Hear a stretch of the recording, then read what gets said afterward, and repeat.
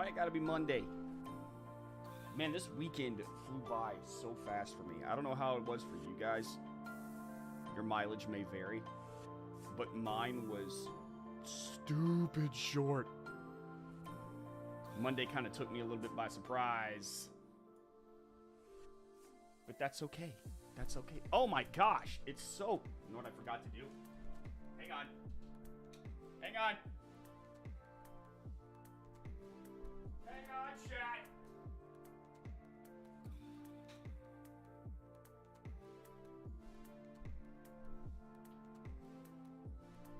One of the most important things about any production is lighting. Now I just look like way more pale than before. You know what I need? I need like a professional guy to come in here and just like make the lights and the camera and the audio do. Like I just need like a professional to come in here and teach me how to do it all.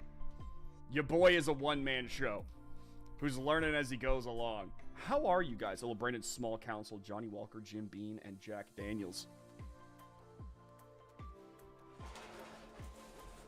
I don't know if you guys can see it. My dog did not like that. I've got all my bottles of whiskey over there. Can you? Let's see what we got. I've got Talisker Storm, Chivas Regal. I've got some Minor Case, some Old Ezra 7, some Woodford Reserve. Okay, let's go back to the land of Red State. There we go. Can I have 3 more Sundays and then a Sunday? Why not have a Sunday every Sunday for those 3 Sundays? You know? If you're gonna go all out, just go all out.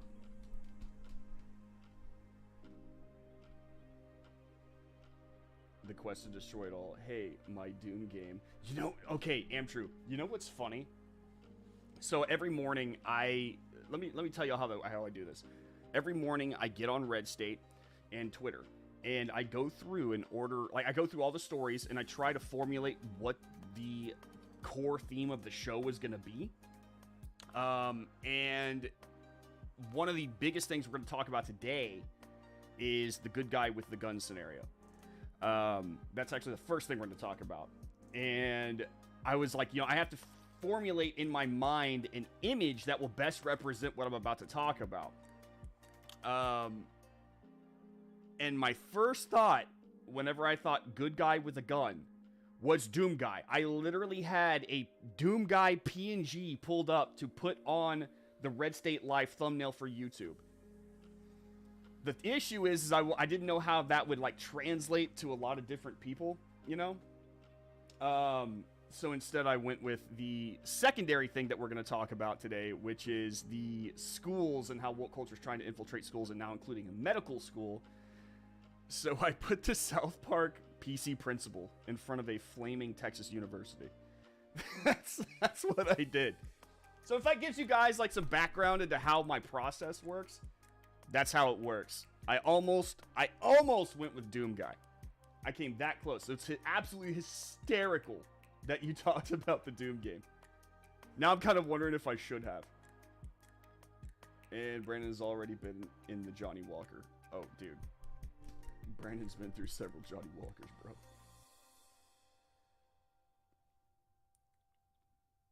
I do remember Chivas. Good scotch. Actually, it is. I got it for Christmas. It's not bad at all.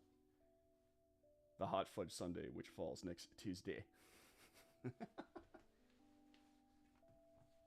Oh, don't get me started on ice cream. Wait, I thought you were in a $500,000 studio. It's all been a lie. It's all just been me in a small little office room studio that I put together myself. That's all it's been. I actually think... Oh, nope, never mind. Never mind. I actually have another camera set up that I can use just to show you guys my studio. But yeah, it's just a small room and me. But I fooled you all. I fooled you all into thinking that I was in a professional studio. That's how good I am. Fan of Pendleton Midnight? I've never heard of that, actually. You mean to tell me that you didn't actually paint your wall with that pattern?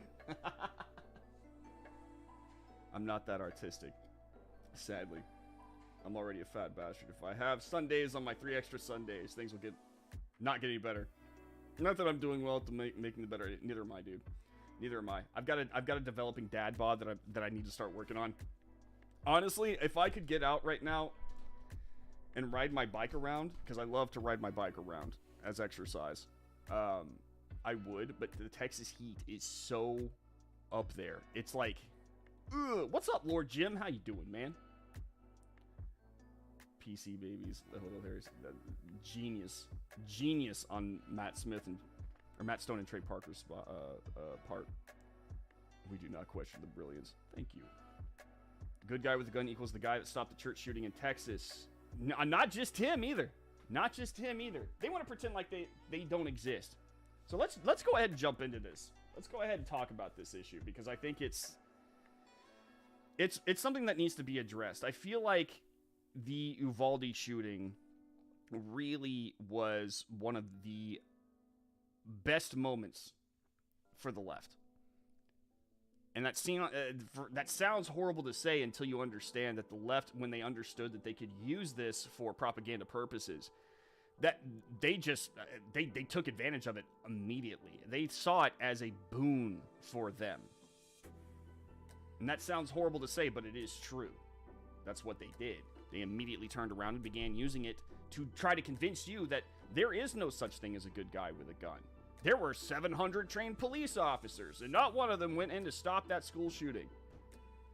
Yet we have repeatedly proof after proof after proof after proof after proof that the good guy with the gun does work. That was just one instance, a very, very horrible instance, where the good guys with the guns didn't do what they were supposed to do. A god-awful instance.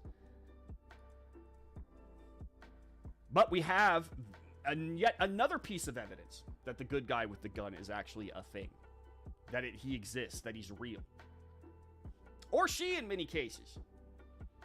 But the point is that they are out there and they exist, and all you have to do is hand them a gun for them to become the good guy with the gun. We got a story over the weekend. This happened on Sunday. Breaking good guy with a gun takes out shooter in Indiana mall shooting. It's from Nicaragua. By the way, go to redstate.com. Everything I'm about to talk about is at redstate.com. Sign up for the VIP program if you haven't already. Use promo code MORSE, M-O-R-S-E, on sign up. Get you a discount, and you will get access to a lot of really great stuff that is not available to people on the front page. Also, like this stream below if you haven't already. It really helps me out. It really helps with the algorithm. YouTube likes obviously they don't like me, but they do like it when people watch on YouTube. So click that like button, and they are more likely to recommend it to other people. As we reported earlier, there was a shooting at the Greenwood Park Mall in Greenwood, a suburb of Indianapolis, Indiana, where 3 victims killed and 2 injured. One victim is a male and the others are female. Among the people who were injured was a 12-year-old girl who had a minor back injury. 2 of the victims are in stable condition at the hospital. At approximately 6:05 tonight, Johnson County 911 Center took multiple calls of an active shooter in the food court of the Greenwood Park Mall. Multiple agencies have responded and are still on the scene, assisting Greenwood Police, the FBI, ATF, Greenwood Police Department, Johnson County Sheriff's Department, Indianapolis Police Department, State Police Department, Department of Homeland Security, Greenwood Fire Department, Marion County Sheriff's Department, and Indianapolis Fire Department are some of those agencies. As you can imagine, this type of situation is horrible. It's rocked us to our core. We're still very early in this investigation. What we do know right now is that we have what appears to be one shooter. It looks to be an adult male. We have not identified him yet. We do not have a motive yet. It appears that he had a rifle with several magazines of ammunition, entered the food court, and began shooting. We have 5 victims.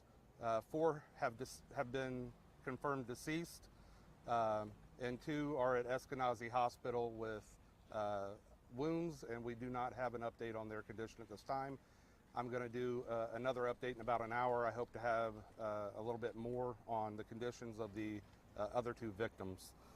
Is the shooter dead? The shooter is deceased. So how is he deceased? Yeah, how was he deceased?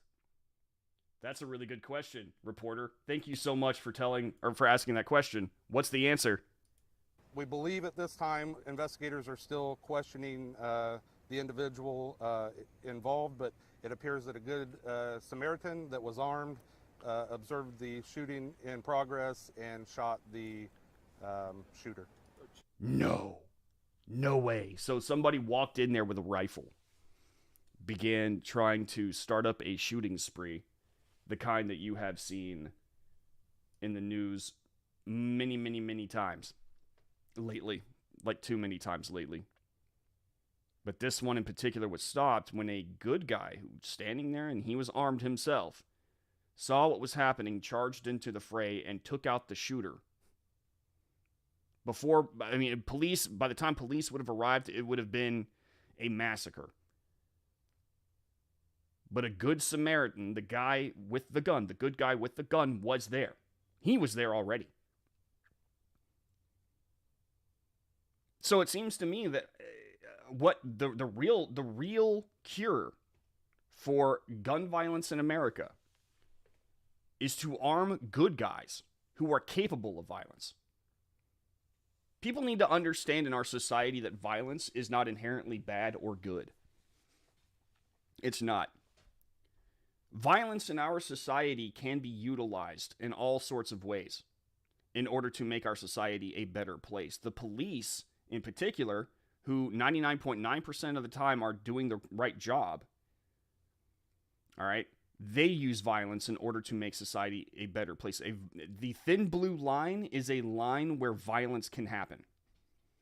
That is part of their job. You and I can use violence in order to protect our home, to protect fellow innocents. Violence can be a very good thing. It is necessary to utilize violence in order to protect our society. You have people on the left who just blanket the term violence with negativity. They have this utopian idea in their head that, we just need to be nonviolent. That's all that needs to happen. Everyone just needs to stop being violent. Well, I'm sorry. That's not the way that nature works. Nature is incredibly violent. And we are a part of nature, as it turns out. Okay? People are sometimes going to become violent for all sorts of different reasons. Sometimes legitimate, sometimes illegitimate. But it is up to a good person to utilize violence in the correct way in order to stop illegitimate violence, to stop violence of the innocents. A good guy cannot stop another shooter if he is just walking around with nothing but the 10 fingers God gave him. He is probably, most likely, going to get shot and die and be another statistic. Why not instead give him a firearm? A good man, give him a firearm. A good woman. No need to be exclusive about it. Give a woman a firearm. God made men and women. Smith & Wesson made them equal. Give them a weapon too. Give as many people a weapon as humanly possible, including teachers in schools. All right, a shooter, a bad guy walks in. What are his chances? A snowball's chance in hell that he is going to be able to kill too many people, if anyone. It's logic. It's simple logic. I do not understand why there are a lot of people out there who do not understand the purpose, or not the purpose, but just the basic structure of nature. Violence is not inherently bad. There are a lot of things that aren't inherently bad that we now as a society have a hard time looking at as good in any way because we have been wired to see certain words as just completely and totally evil. Violence is one of them. Violence is one of them. Violence can be good. The area around Greenwood Mall is a bit busy, to say the least. It would have taken forever to get into the food court. Don't take my kindness as weakness. Yeah, exactly. That's a really good, yeah. I think a lot of people don't understand that. You know, you can be a gentleman. You can be a nice man. You know. My father is a really great example of this. My father, who is a retired police officer, this is the same man who is at Christmas paying for people's groceries. He literally stands there and waits for people with, you know, a bag full of groceries that they're looking to take home to their kids, and he will pay for it. He'll hand the money over to the cashier and be like, "Hey, Merry Christmas." This is the same man who, during gatherings, like town gatherings at the beach, he's the one who breaks out the little like trash pokers, you know, and he'll go around the beach and pick up trash and throw it away. He'll cruise around on his golf cart and pick up trash, throw it away. He's the guy who will bend over backward to help you out of a hard situation. That's just who he is. But you put him into a situation where he has to use violence and he doesn't think twice. That's just the way he is. That is a man. You know, he's not perfect, of course. No one is. But you can see the dynamics here. A man can serve his community in all sorts of ways. But he can also serve it by sometimes drawing a line in the sand and daring you to cross it. This is basics. Basics. Basic logic. How is he deceased? Sudden onset lead poisoning. I like that. I'm convinced the left thinks our world is the one from The Expanse. Good series. Oh, God, it's the best. All right, this is going to start a fight, but The Expanse is the best space show. It's the best one. I realize that there are a lot of Star Trek Red fans in my chat. I get it, but The Expanse, in my honest opinion, blows them all away. Not to say that Star Trek isn't good. It's great, but man, it's good. Because in the books, everyone has a basic living, food, and shelter. But you can't get a job unless you, quote, follow the narrative. I need to read those books. How is he deceased? His body, his choice. Brandon loves The Expanse. Haven't seen it, but I'll get around to it eventually. Just go watch it. Go watch it. It's so good. Because I can't see how you square defund the police with all the behavioral view. It's funny that we actually had the answers to what happens when you defund the police years and years and years ago. So there's a story, and I think this took place in the 1950s, early 1960s. A town decided that after an incident happened with, I think, a corrupt police officer or something like that, the town got together and decided that they were just going to eliminate police altogether. They just didn't need them. The moment that they did that, crime shot up ridiculously high. I mean, it was almost immediate. And they quickly had to reinstitute the police department in order to curb crime back down to where it was. There was another instance, and this was very recent. It was a Harvard professor who set out, a Harvard researcher. He set out to see if police really do make the situation worse in any given at any given time, because at the time, you know, Black Lives Matter had kicked off, and he found that with the absence of police, actually, crime got much, much higher. He said the thing that really did seem to make a difference in terms of increasing crime was media presence. The more the media focuses on a certain thing or in a certain place, the more violence occurs in that area. He actually took that information, and I'll link this I'll link this on my Twitter at @TheBrandonMorse after the show. Just remind me. I'll link this story. It's very interesting. He took his findings to the media in order to show them, hey guys, you guys are the ones who are actually making things more difficult, more violent. You're the ones who are increasing violence. And they told him to keep it to himself, not to let that information get out. Now, naturally, he let that information get out. But many people didn't hear about it at all. Hear about this research that he did. He did his absolute best to get it out there.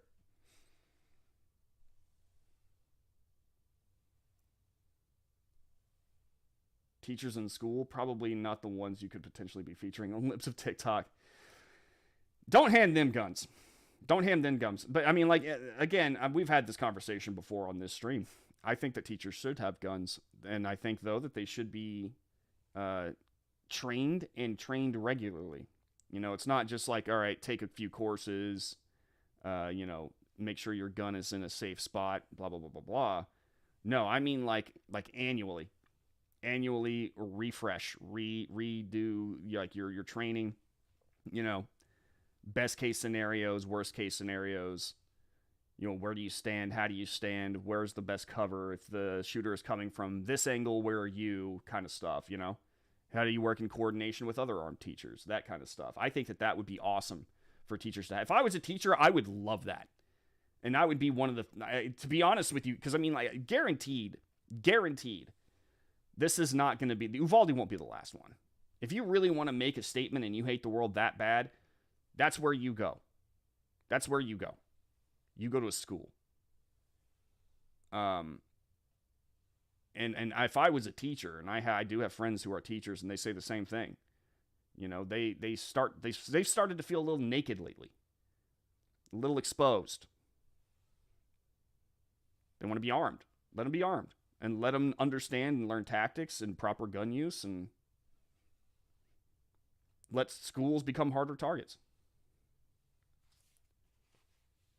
How is he deceased? Horizontally. More than dirt rocks in the Democrats' future. I like the hashtag, how is he deceased? That's good.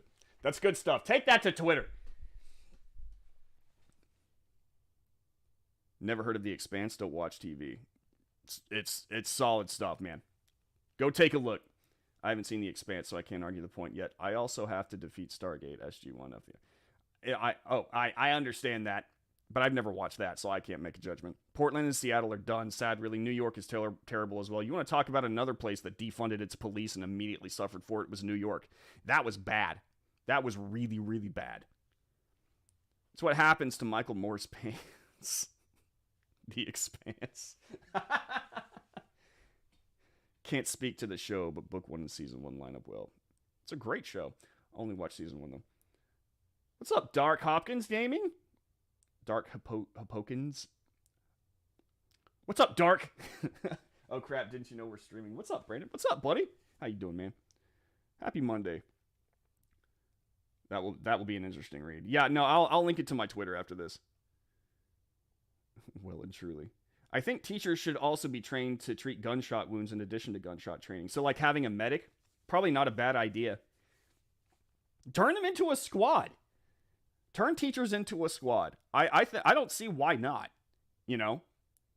If you have the most, if you have a building full of the most precious things to a community,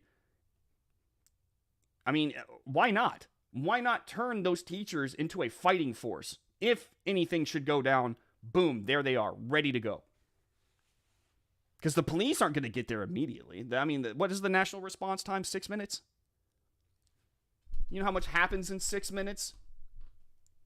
And then if the police force, this is a sad fact. If the police force is actually hurting funding wise, or if they are hurting, you know, if they don't have enough police officers, you know, there's a staff shortage, then it takes even longer for the police to get there. I had an interview with a Dallas police officer a couple years ago, and he was trying to expose the corruption happening in the Dallas police force.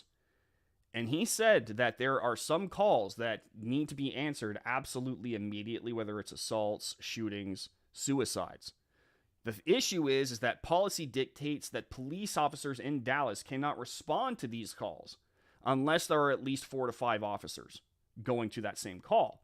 The issue is that the funding has been cut so bad and no one wants to work at the Dallas PD that they have a serious staffing shortage, meaning that whenever they get these calls, they have to wait around for sometimes 30 plus minutes for extra officers to become available so that they can respond. 30 plus minutes, that crime is well and done and has been done for a while. There's nothing for the police to do except for write some stuff down and clean it up. That's sad. So police, and again, I'm the son of a retired police officer. My dad was a police officer for a really long time. I have a massive respect for the law enforcement community, but I know what they can do, and I know what they're limited by. And I know for a fact, and even my dad will tell you, the first line of defense ain't them, it's you. I'll just warn you that if you don't like the main character, is very stubborn, refuse to listen to reason, and is right at the end. Yeah. Everyone has the right to protect themselves, including teachers. Amen. Amen. I would prefer adults be armed, all adults. Got to be fair about it, or it doesn't work. I mean, an armed society is a polite one. This whole entire fantasy that the left has that, you know, we're going to all just shoot each other. Who was it who said that, like, what I think it was it was New York's governor, Hochul. She was like, imagine that, you know, this guy at a bar, someone looks at his girl wrong, and now he pulls out his gun. It's like, do you really think that we're that stupid? Is that how you look at us? How many millions of gun owners in this nation? And we're not all just like quick drawing each other? Just because someone looked at your girl? Give me a break. These people have a really negative view of us, and it drives me crazy. Anti-gun activist rages after a good guy with a gun drops mass shooter in Indiana. So after the good guy with a gun dropped that guy, the left did the equivalent of putting their fingers in their ears and going la la la la la la la la la. They didn't want to acknowledge, and even if they have to acknowledge it, they are going to try to crap on him anyway. This is from Bonchi.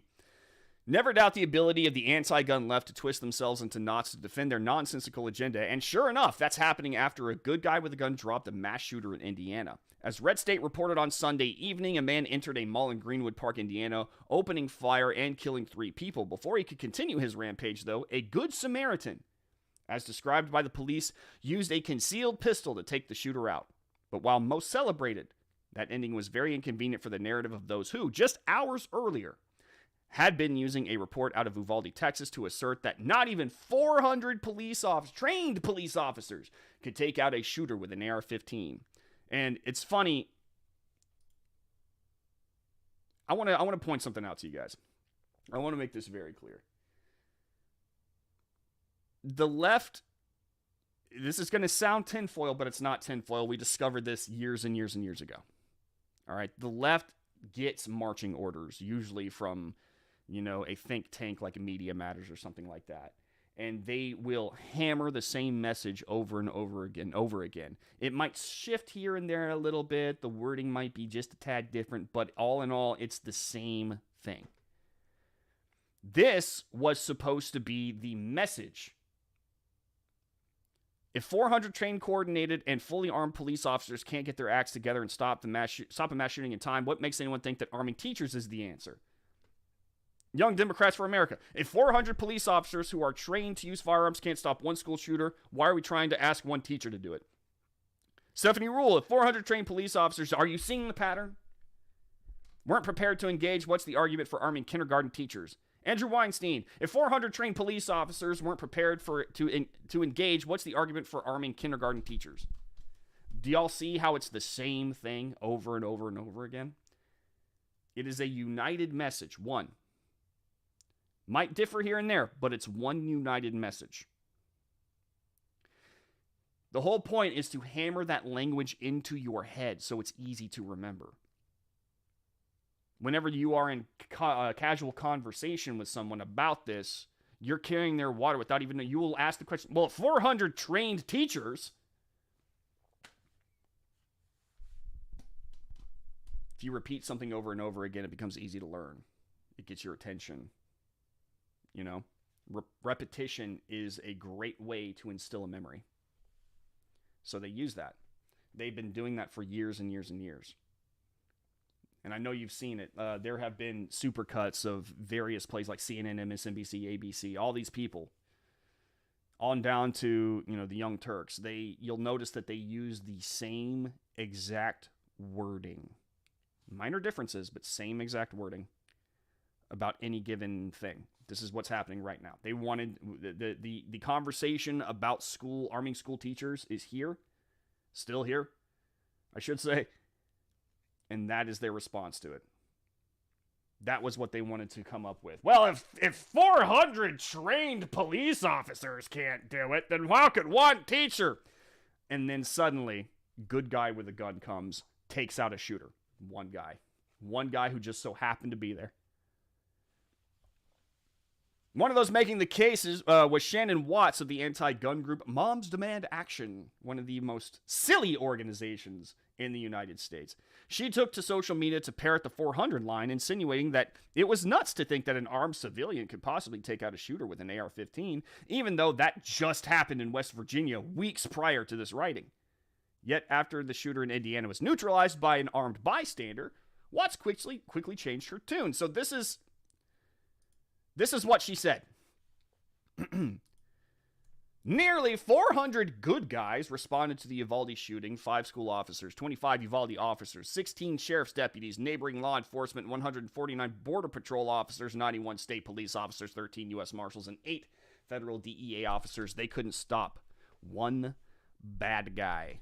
This was in response to an NRA tweet. The only way to stop a bad guy with a gun is a good guy with a gun. That's it. That's the tweet. That's how she responded. Then Indiana happened. Imagine thinking that an armed civilian with weapons of war, good Lord, and enabling them to go into a mall to kill 3 people and wound 3 others before another armed civilian is forced to open fire on the gunman inside crowded food court is a good outcome. It's like...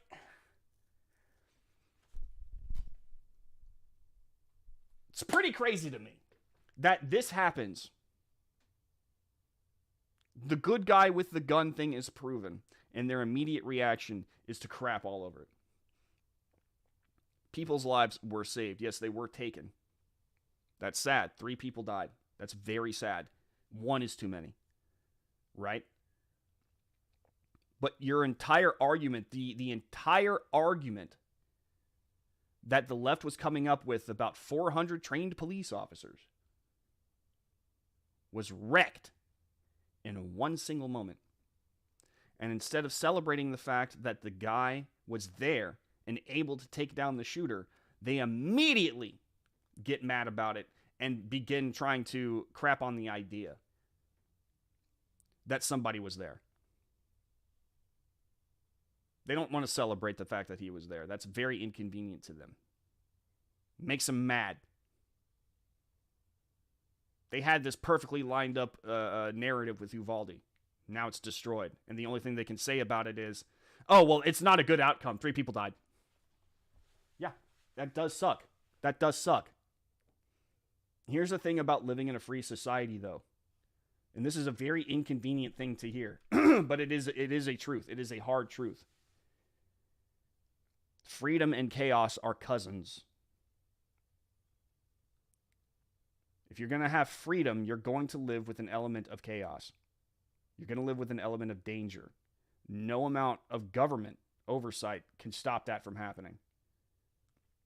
In fact, the more government oversight you introduce, the more dangerous that government becomes. The only thing that can stop that chaos that lives alongside freedom is people who are free to defend themselves from the chaos. Bad things are going to happen in a free society. That's just something that you have to... Bad things happen in any society. Bad things really happen in a dictatorial society. But in a free society, at least we are capable of defending ourselves. We are safer in a dangerous free society than we are in a hyper-controlled dictatorial society. That is just facts.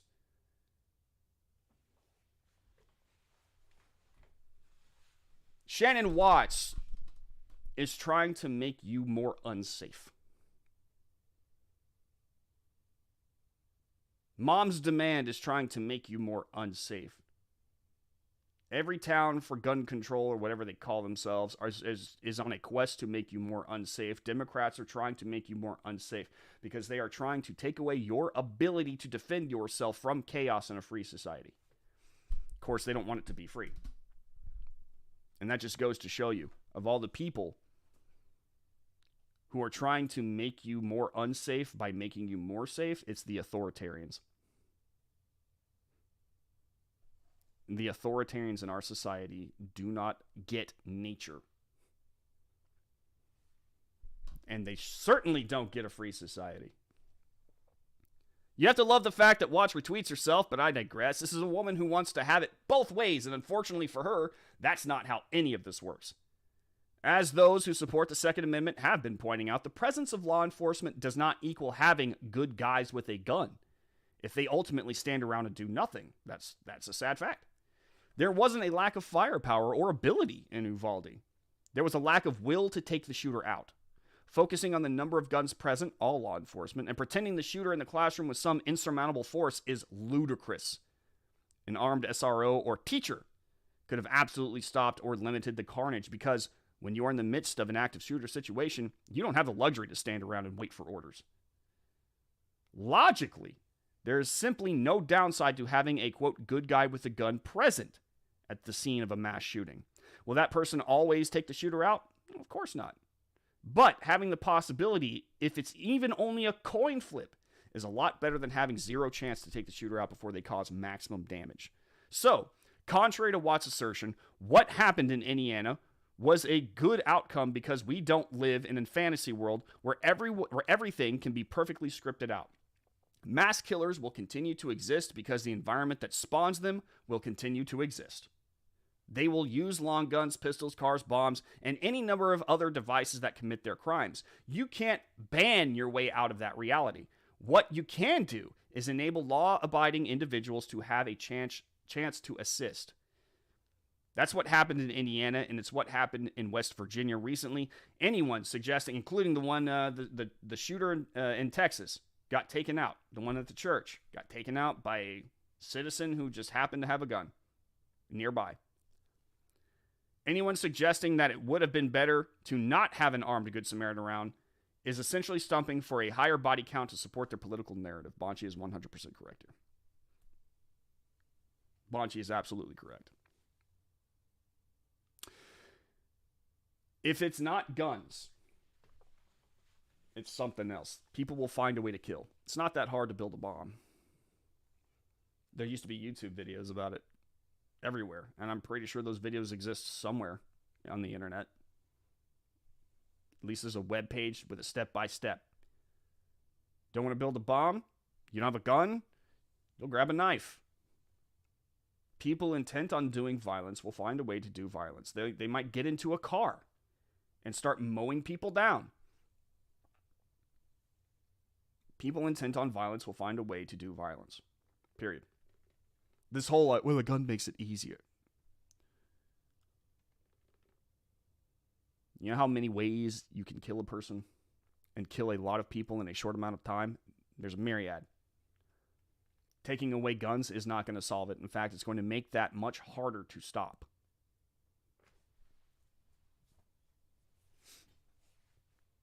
God bless the good guys with the gun. And I know that some of you are in my chat. God bless you guys. Seriously.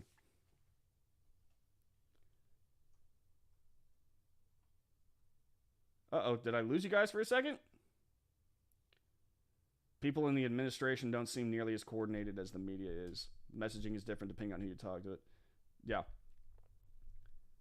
The Uvalde police stopped armed parents from going to the school. Problem would have been solved sooner if they had done that. Oh, absolutely. That dude would have been dead. He would have been super dead.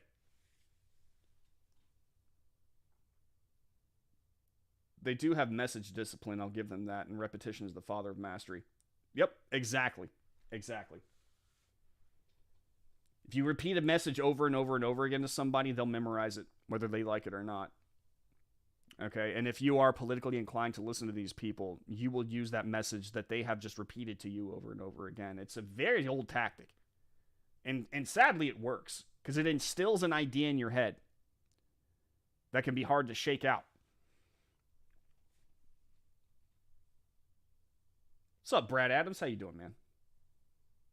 Bad things happen because we are a fallen people. We are all sinners with free will. Exactly. That's, again, we are an imperfect society. There is no utopia. I don't care what the left tries to sell. There is no utopia. We are an imperfect people. Okay? We are animals with souls. And that animal part of us is sometimes very powerful and overwhelming. And all sorts of things can make a man sick in the head. Or a woman. And they can be driven to take that sickness out in various ways. Most of the time, it's on themselves. They kill themselves. But every now and again, one will take it out on others. And that's just the way it is. It's been that way in our society for ages. The best that you can do to guard yourself against that chaos is to give yourself the best fighting chance possible. Starting with naked for some reason. Wait, what? Wait, what did I miss? What did I miss? I just got some weird attempted comment from what looked like a spam account. Oh, yeah. That spam account from time to time comes in here. I actually need to... Red, you told me about that. I think I need to ban that thing. I'll get it after the show. Brandon is getting popular. I think he is getting bots. That happens. Popularity comes. You're going to get some bots. Then the message got immediately deleted. Yeah, that was Red doing his job. I start every day naked. Good for you. Yeah, I've seen them on regular videos, but never on live stream. I hate bots. Bro, you and me both.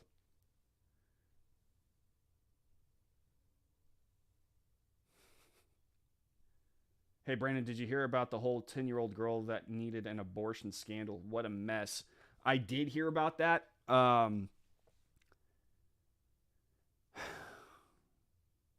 heard, the last I heard about it, and I didn't feel too comfortable talking about it on stream, mainly because I hadn't further researched into it, and I knew for a fact that more would come out about it as time went on. And the last thing that I saw about it before I kind of turned my brain off to politics for the weekend was that the mother of the girl allegedly had a relationship with the guy before all of it started.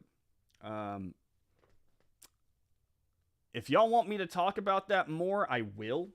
I'll work up an article about it, and we can discuss it.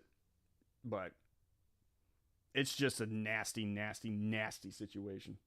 One of the most disgusting I've ever read.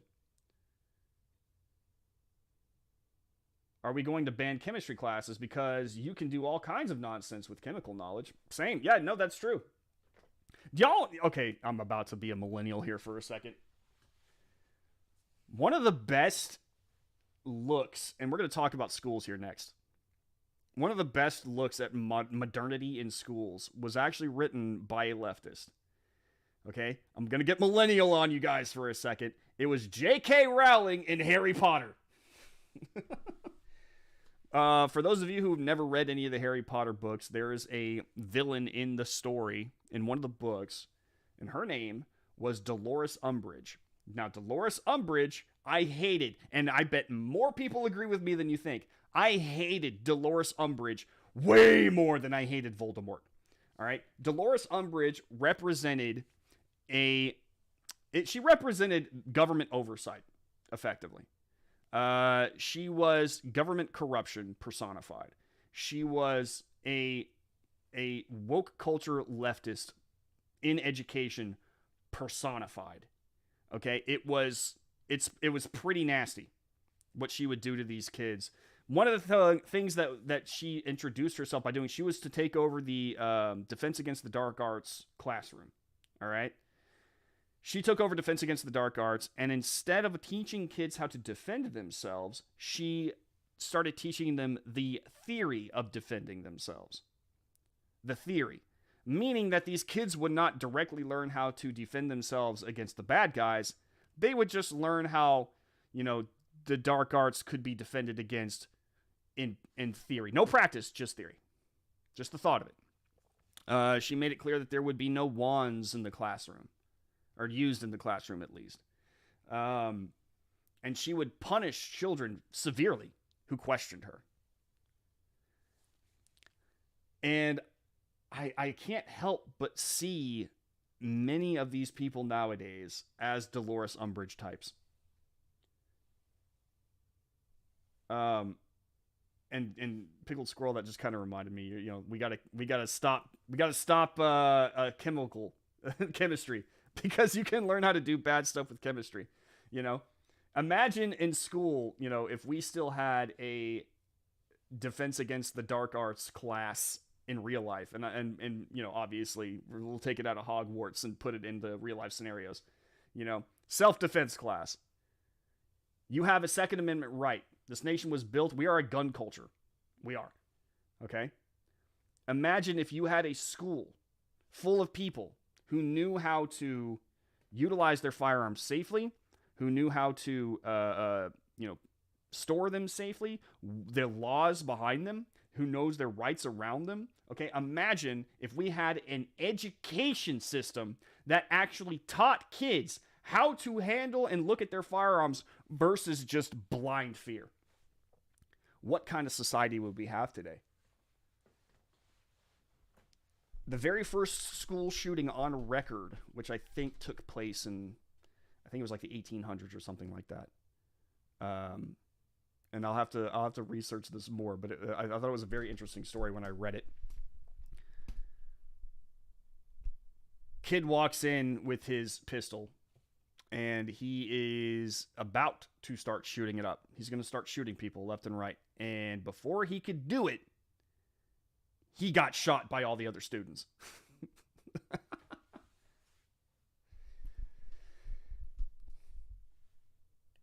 I'm just going to throw that story out there. You do what you want with it. Wake me up before you go. Got that song stuck in my head more than once. Bro, on my Twitch stream, we've gone really far into researching that song. And the genius behind it. Animals, I resemble that remark. Human beings tend to seek conflict. It's always a problem.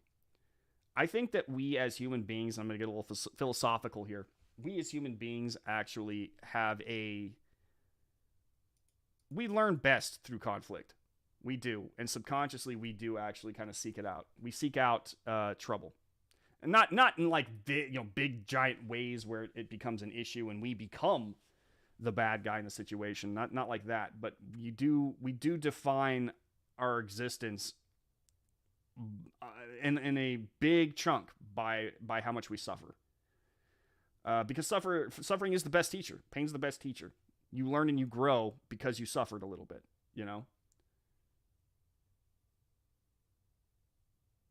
Progress for the sake of progress must be discouraged. Yeah, exactly.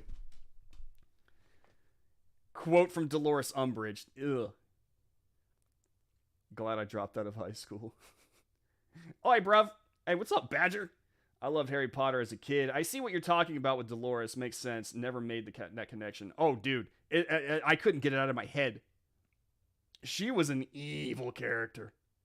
Probably, I would say equal to Dumbledore. I mean, not Dumbledore. Voldemort. What is high school? Oh my gosh. Let's go ahead and jump into this because speaking of schools, the insanity continues. Arizona University's unprecedented move requires 4 diversity classes for education. All right, so not only do we have the left attempting to stop you from destroying the chaos and eliminating it, they want you to embrace that chaos. They want you to embrace that lunacy. And so now we have the Arizona University doing some serious nonsense. Is there any, by the way, this is from Mike Miller. Again, go to redstate.com. Everything I'm talking about right now is on redstate.com. And like the stream. Give the stream a like, please. Is there any wonder why the quality of education in America continues its precipitous nosedive? From kindergarten to the no longer hallowed halls of academia, one need look no further than two somewhat recent education-related events to find the fundamental reason behind the fall of an education system that was once the envy of the world. On July 14th, 2021, as reported by Red State at the time, left-wing Oregon Governor Kate Brown signed a bill that suspended proficiency standards, reading, writing, and math skills, for high school graduation. Unrelated, as reported by City Journal on May 24th, 2022, Northern Arizona University will now require a minimum of 4 diversity classes for graduation. While the above stories are unrelated, they combine to illustrate the concerted efforts underway, not only to dumb down economic standards, see the soft bigotry of low expectations, but also to indoctrinate our kids with woke propaganda. Why? The mechanism by which to control us, or so they believe. As noted by College Fix's NAU's Diversity Curriculum Committee, heralded as, quote, unprecedented, the new diversity requirements, which will soon mandate students to take 4 diversity classes, equity and inclusion courses, all with roots in Marxist-derived critical race theory indoctrination to earn a degree. According to City Journal, 3 of those 4 courses are described below. A course titled Intersectional Movement of Race, Class, Gender, and Sexuality promises to analyze, quote, how intersectionality and the matrix of inequality have shaped the production of knowledge, and to provide, quote, a critical lens through which the intersectional epistemologies, I can say words, can be foregrounded. Then there's Introduction to Queer Studies, which covers the, quote, queer theory and activism, the, quote, social and historical construction of gender and sexuality, and the, quote, role of allies and social change. Then there's Trans Existence and Resilience. Meantime, promises to, quote, examine trans epistemology. What the hell does that word even mean? I feel I very rarely come across words. Epistemology. I don't even know if I'm saying it right. Epistemology. The theory of knowledge, especially with regard to its methods, validity, and scope. Epistemology is the investigation of what distinguishes justified belief from opinion. As epistemology is the investigation of what distinguishes justified belief from opinion. Interesting. Examine trans epistemologies, as well as critiques of Eurocentric models of thinking about genders that explain people's existence within Western framework and ontologies. This is not, just judging from what I'm reading from these class courses, this is not at all educational. It is training someone to be an activist. This is propaganda 101, effectively. This is designed not to teach you how to be a productive citizen, but literally to become an advocate and a foot soldier for the left. That's all this is. That's all this is. That's what I'm reading here.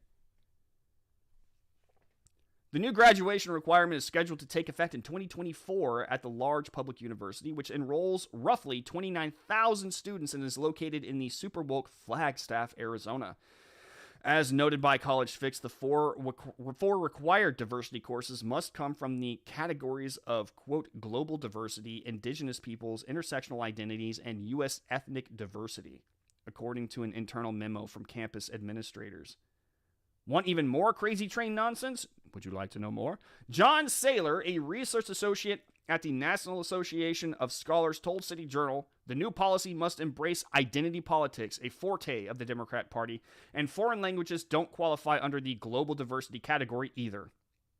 These diversity perspectives courses must embrace the philosophical underpinning of identity politics. They're not even shy. They're not even shy about it. They're admitting it straight up. According to notes from the university's Liberal Studies Committee, foreign language courses fail to qualify for diversity designation. Why? because they do not incorporate critical theory, which the Diversity Curriculum Committee expects of the courses it approves. And there you have it. So-called critical theory has now not only metastasized throughout the curriculum of another major American university, it is also required indoctrination for graduation. Northern Arizona University students must now be programmed to buy it. The bottom line, contrary to the teachings of Dr. Martin Luther King, his life and teachings of the I Have a Dream speech, I have dreamed that my 4 little children will one day live in a nation where they will not be judged by the color of their skin, but by the content of their character. The color of one's skin is today's America, has everything to do with how one is judged in America. The content of one's character be damned.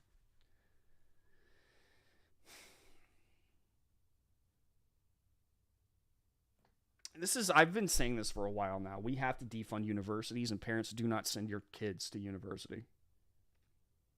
Send them to a trade school. Do something that will actually, because this is not education.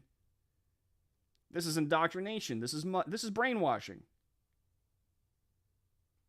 Why would I want to send my kid to this?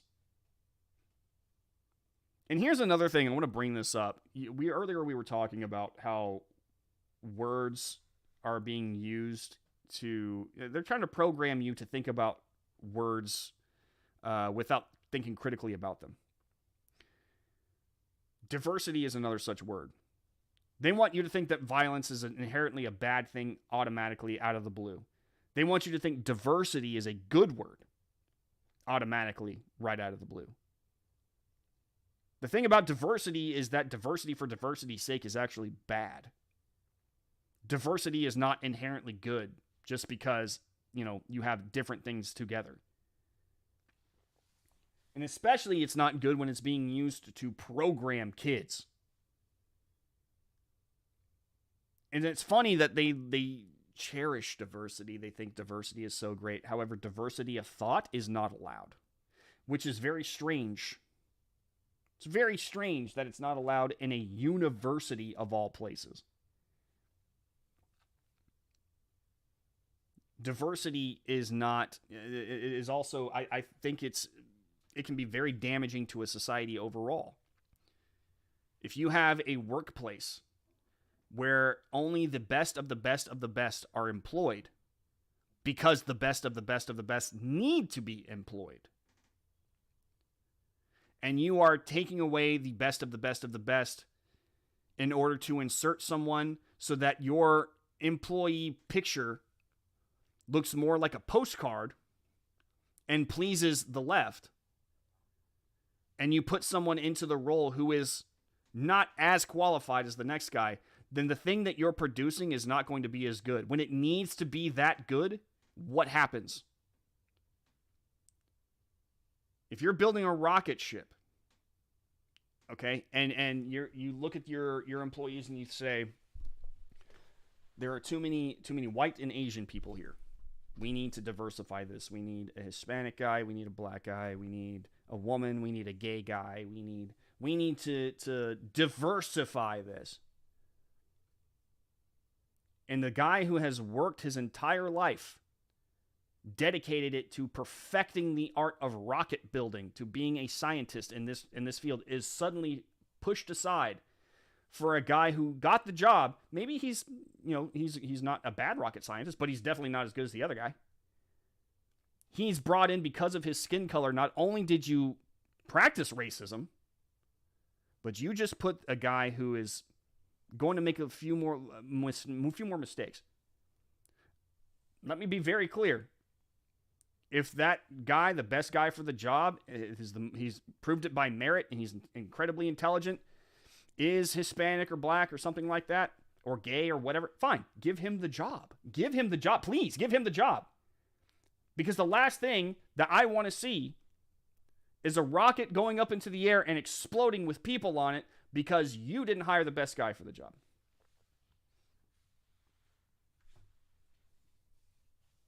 No one wants to talk about that. In fact, me just saying that is apparently racist, but it's true.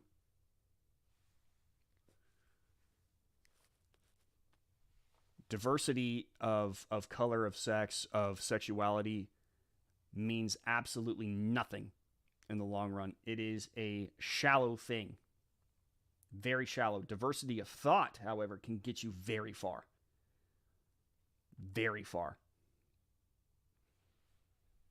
And there are instances where a diversity of ethnicity it does help.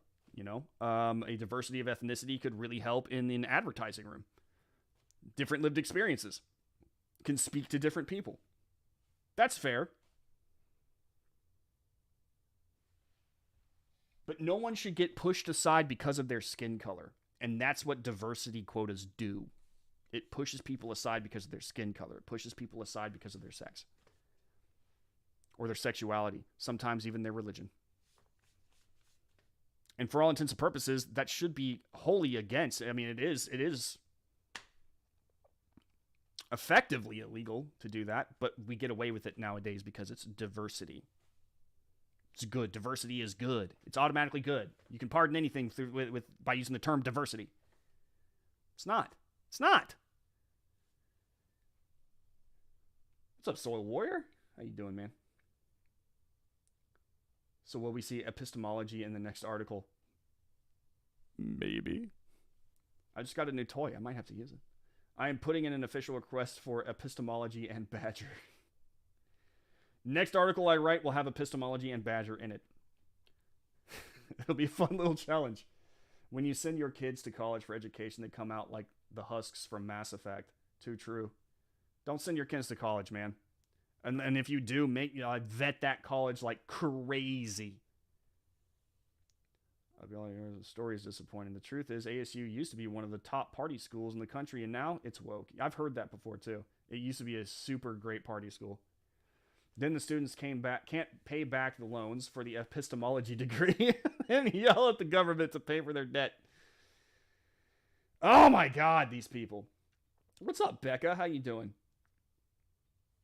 I wrote about steely-eyed Rocket Man criticized for his shirt. I think I retweeted that, actually. Go check out Lord Jim's latest cartoon. I got called a racist last night while was at work. Fun times. Why? Why were you a racist at work? It isn't the first time I've been called that. Won't be the last, probably. I've been called a racist. I used to be a security guard. I get called a racist all the time in this job. Don't get me wrong. Ever since I started working at Red State, or even just raising my voice on Twitter, racism, the accusation of racism has been hurled at me relentlessly from the left. But the one time that it got called to my face, I was a security guard, and all I asked was for somebody, this guy had parked illegally in a place, and I was like, "Hey man, do you mind moving that car over this way?" And putting over, and somebody else was with him. He's like, racist security guard. The guy was black. He was like, he's a racist security guard. I was like, what the hell? It just goes to show you, racism means almost like the meaning of racism has gotten completely lost nowadays. If you inconvenience anyone and you're white, you're a racist now. It's so stupid. This society, man. There's this one line from was it The Giver? Is that what it's called? The Giver, if I remember. Yeah, The Giver. For those of you who don't know what that is about, that book, we read it when I was a kid. It's like a guy who's the keeper of memories of the past. And now, people live in this like highly controlled utopia. Like everything is controlled. Who they marry, how long they work, where they work, when they die. And I was like, this is all stupid, but there's one thing I actually did appreciate about it, is accuracy in language was like a big thing. Accuracy in language. We need that here in today's society. People are misusing the term racist. They're misusing the term phobe. Like, it drives me insane. If I had college-age kids, I'd recommend Faber College. I've never seen them. Yes, read Jim Thompson's and laugh at his cartoons. What horrifyingly racist thing did you do to harm your social credit? I had 12 to 15 young black adults looking for a room in my hotel. They had the wrong hotel first off. Then they wanted to go shopping in my pantry snacks and told them I am not a convenience store. Racist just means somebody I don't like. They left. Only one guy did some gang signs, lol, but they left. Well, that's kind of silly. Here's the thing that should scare you, though, out of all of this, and this is one of the things I wanted to talk about the most. I read this. This is from Jim, by the way, and it scared me a little bit. This is from Jim Thompson. In March, a medical student at Wake Forest University School of Medicine decided to commit medical malpractice and the crime of intentional battery on a patient. The patient wasn't a murderer, rapist, or Hitler.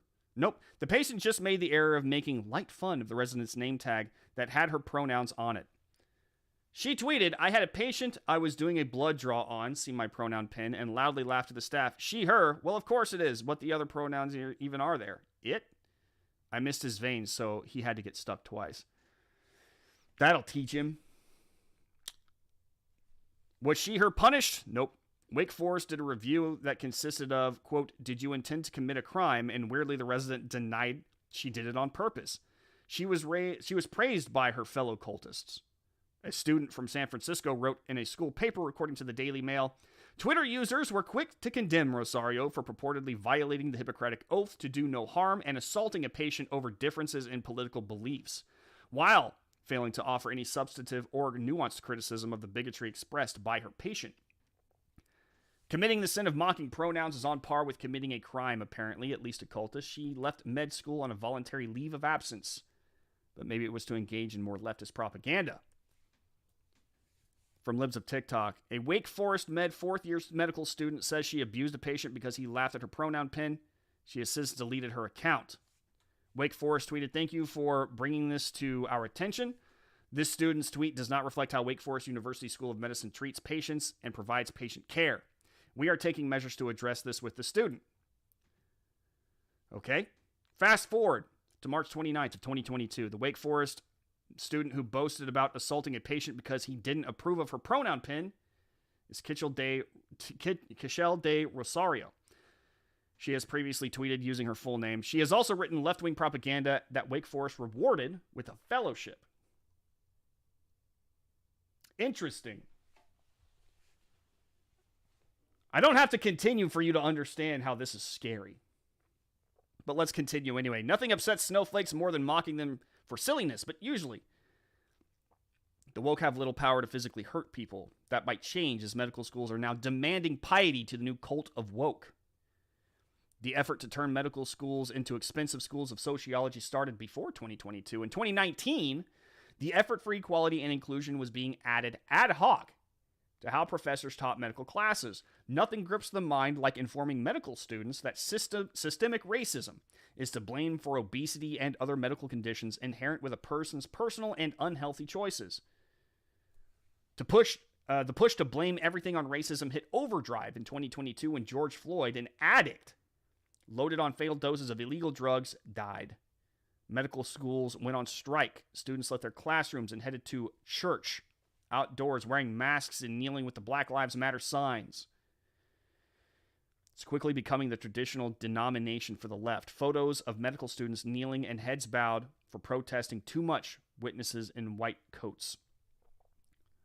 Too much whiteness in white coats, excuse me.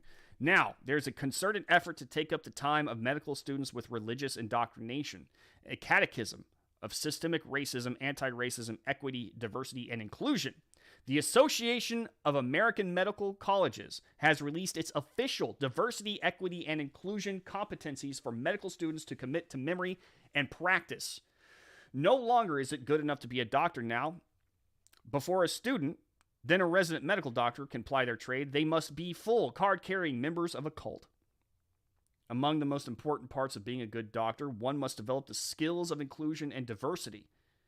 The student must be an ally of the marginalized. Before a student of medicine is allowed to graduate, they must describe, presumably to those who will grade them in some sort of star chamber setting, the impactful nature of, quote, systemic oppression in healthcare. They must show sufficient proficiency in the fine art of recognizing white supremacy, acculturation, and assimilation. And colonization of healthcare will be at the forefront. There is little doubt that if the student, regardless of competency in medicine, doesn't bend the knee and answer all questions with sufficient piety, their careers are doomed. Once a student graduates from medical school, they go through a process called matching. Match day is an important step for medical school graduates, and assuming a student answered all of the above items with less than perfect enthusiasm, the chances for him or her getting a matching preferred residency will likely be zero. For medical residents, they must be fully versed in power and white privilege and policies of oppression. And yes, medical curricula will soon find disdain for things like, quote, individualism and objectivity, and a sense of urgency. Being a part of the white supremacy culture is out, like bleeding a patient with leeches. A patient better not microaggress. They might get micro-poked with a needle by a doctor with pronouns on a they-them name tag. And I don't know what a sense of urgency is a problem with modern medicine. Have you been to a doctor's office lately? This should scare you to death. Or, no, let me rephrase that. This should scare you to action. Okay? The medical community is supposed to be a community that does not care who you are, what you've done in the past, what you believe, anything. It's not their primary goal.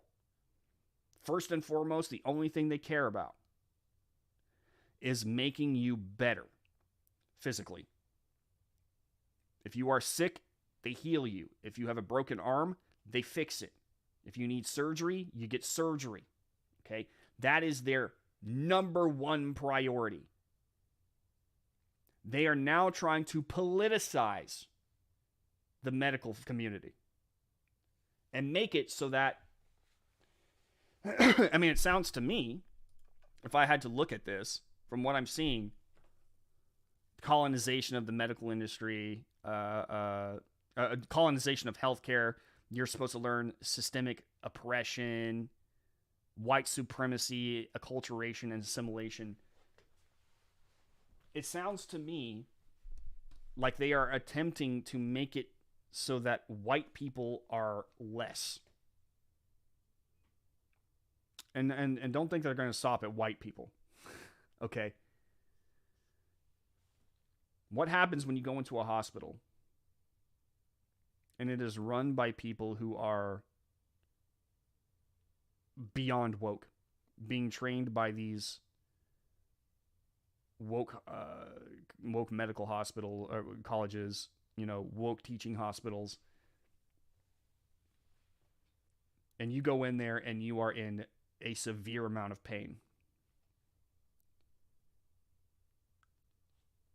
What is that education going to do? Are they going to deprioritize you? Are they going to give you a lecture while they're treating you? Are they allowed to poke you multiple times just because they feel like it, because you deserve it? Or they think you deserve it? I should say more accurately. Why do this? This is one of the most disturbing stories that I have seen in the past few years. This is scary. This is very scary to think about. The medical community is not there to be politicized. It should never be touched by politics. It should not matter. If a person walks in who needs help, they give help. Now it seems to me that they are trying to politicize it. Politicize it for what reason? They're not going to give you better meds because of your skin color, because of your sexuality, because of your what? Your ethnicity? What? They're going to deprioritize you. They're going to do what? Judging from what I have seen from these lunatics over the past, I want to say 10 years, judging by what I've seen, they will happily let you die because of your skin color.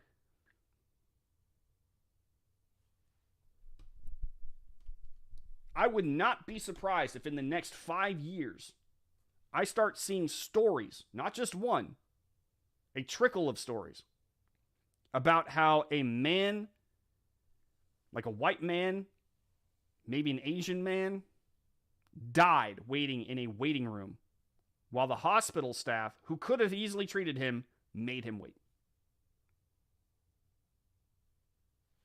Because they felt it was politically okay to do so. That might sound hyperbolic. Maybe. But in today's political atmosphere, do you actually see that being that big of a leap? I don't. We've got people who are targeting others strictly based on skin color in the streets for absolutely no reason. The Stop Asian Hate thing, y'all remember that? Remember how it quietly went away when they found out and CNN admitted it? A CNN guy admitted it on a secret undercover recording. That it was the reason they kind of dropped it a little bit was because it wasn't necessarily white people who were attacking the Asian community. You know, I mean, they stopped talking about it. You know, they were still getting attacked in the streets, but they weren't talking about it anymore. You look at Black Lives Matter footage, and you've got people who are targeting others strictly because they are white for violence.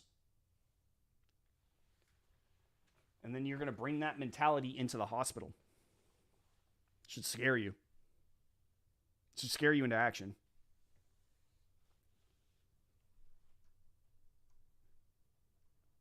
I mean, one could argue that we're already there and they had handled late stage COVID. COVID was an indicator, yeah, that things got real political too. You are correct. I mean, you had, and the abortion argument too. I can remember, we actually watched it on stream. The black gentleman who confronted all those doctors who were, talking about how, Black Lives Matter and, the abortion stuff and da-da-da-da-da. And he asked him, he confronted him with it. Black Lives Matter, right? Yeah. They were all these people in white coats, nurses' garb. Yeah. What about black babies in the womb? Do they matter? Silence. It's been political, but it sounds to me like they're trying to put it into overdrive, and God help us if that ever happens.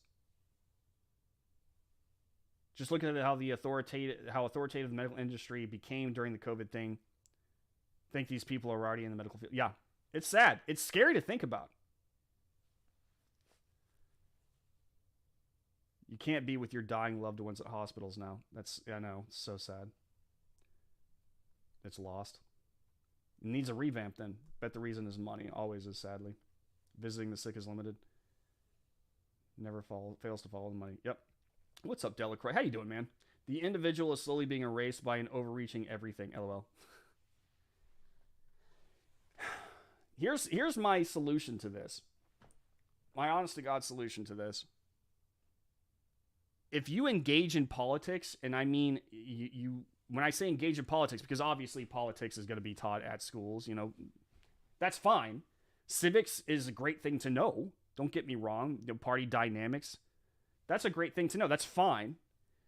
However, if you push directly an agenda from a political ideology, and I mean directly push it, as we're seeing in like not just the medical industry, but like they said, like now you've got to pass diversity courses. If they push these kinds of things, you immediately lose federal funding. No more federal funding. You must get your funding from the people who support what you're doing, from, I mean, they push for like donations from alumni all the time. Push them for donations. And if the alumni give it up, they give it up. If they don't, they don't. But I can guarantee you this. If they take federal funding away and they institute these kinds of rules, that funding is going to dry up really quickly. Really quickly. They're not going to be able to, and I can tell you another thing, parents aren't going to send their kids to these things. We're still living in a generation right now, my generation at least, we were told growing up that college was the end-all be-all. We have to finish school if we want to be anything. College is mega important. My generation is slowly figuring out that that's not true. Not only is the university not mega important, it's not necessarily the pathway to a better life. Sure is a pathway to a lot of debt, and it doesn't guarantee you a job. That's why, growing up, or when my kid grows up, my son, I'm going to impress upon him. Buddy, you don't have to go to university to make a good life for yourself. Go to a trade school. Learn a skill and master it. You don't need, you don't need to invest your time in a place where they're going to charge you a ridiculous amount for the books you have to have, for classes, for the debt that you're going to accrue, and all to learn something that you will never use again in your entire life, for the most part. Why do it? It's a bad bet. It's a bad decision. You can be a student in many different ways, but you don't have to go to university to do it. You don't.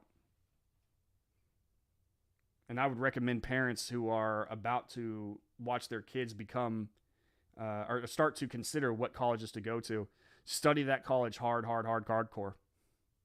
Study it so much. Learn everything about it.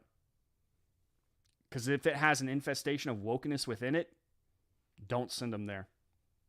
Don't. Your kid has a very high chance nowadays of coming out being a political radical.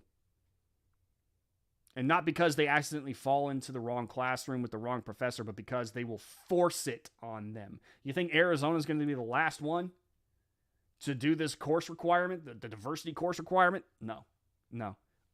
I would not be surprised to hear that other schools have instituted this in some way, shape, or form already. It just didn't get reported on.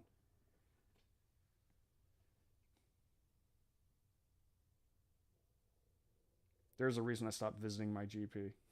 Civics is dead in schools. Pretty sure they aren't teaching it anymore. Well, like I said, even as a kid, I don't even recall learning anything about the Constitution and what my rights are. Government grants. Colleges appear to be the pathway to mental instability for many people, mental and emotional. I said this not long ago, and I thought it was very interesting. And I'll end with this. I think scientists do need to look into the effects of social justice on the brain. And I kind of compared it to a friend of mine who started kind of self-mutilating a little bit after she had suffered a huge trauma. She would dye her hair weird colors and stuff, and it was a huge trauma. And I noticed that the erratic behavior that she would exhibit is also exhibited by the social justice warriors and woke culture idiots of our time. Like weird stuff. So it's kind of like there's got to be some sort of mental trauma that happens, or at least comparable mental trauma. I don't know. It needs to be looked at by scientists, given it won't happen because, who controls the universities now? I'm of the same generation as you, Brandon. At least I think so. I mean, I'm in my late 30s. Backup trade, installing carpet, I do not come cheap if I do it all. Yeah. I mean, like if I ever lost my job, the thing that I would want to go build computers. That's what I would want to do for a living. Just something peaceful and fun to do.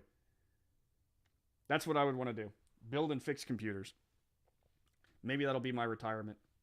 But I don't know. It's sad that everything is becoming woke. This is and I need to make this very clear. This is purposeful. This is a blitzkrieg of our culture. They do not want you to have any place that you can go to for refuge.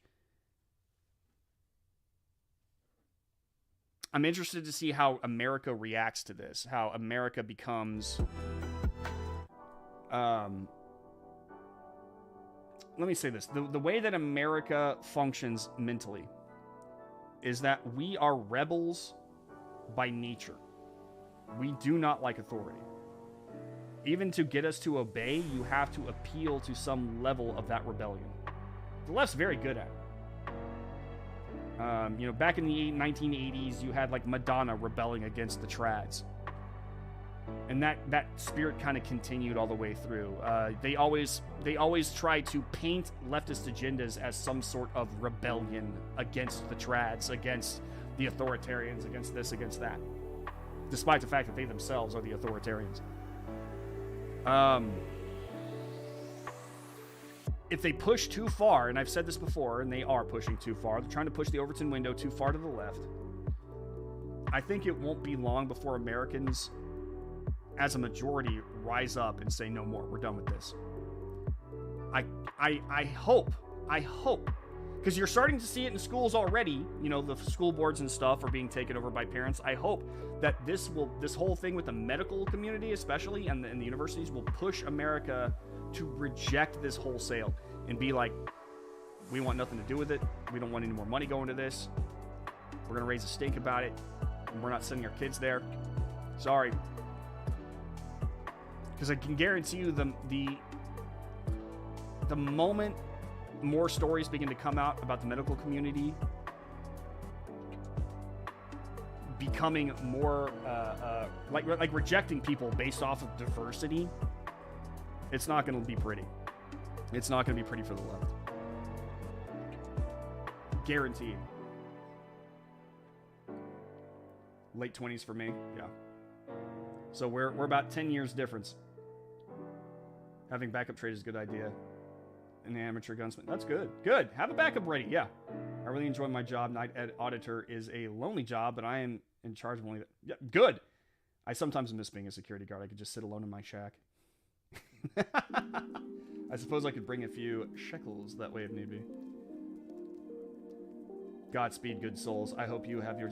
Same, guys. That's going to be it for me. Thank y'all so much for hanging out with me on this Monday, after a too short of a weekend. Thank you guys so much. Have a good rest of your week. Go to redstate.com. Everything I've talked about is on redstate.com. Sign up for the VIP program. Use promo code Morse on sign up. Follow me at the Brandon Morse on Twitter and the Brandon Morse Live on Instagram. I am there, ready to engage with you. Enjoy the rest of your week. I will see you guys on Wednesday. Peace out.